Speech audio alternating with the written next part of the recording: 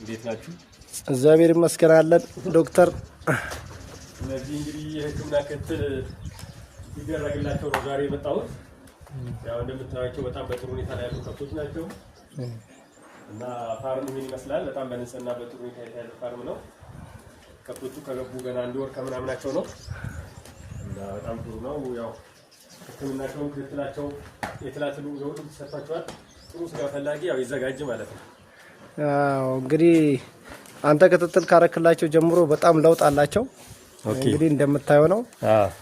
በእውነት እንዲህ ያለ ዶክተር አለው እየተባለ ነው በሰፈራችን ላይ ራሱ ያለው። ከብቶቹ ለውጥ ያሳዩት አንተ ከመጣህ ጀምሮ ነው። ያው በጣም ተቀይረዋል። እጅ መድኃኒት ነው ማለት ነው። ህክምናው ብቻ አይደለም፣ እጅ ራሱ መድኃኒት ነው። ያው የአመጋገብ አስተዋጽኦ አለበት። በጣም አሪፍ ነገር ነው የምትመግበው። እንግዲህ እንደዚህ የሚፈልግ ይዘጋጅ ማለት ነው። እየደረሱ ነው፣ ትንሽ ነው የሚቀራቸው። እናመሰግናለን ቤተሰቦች። እኛም እናመሰግናለን ብለናል።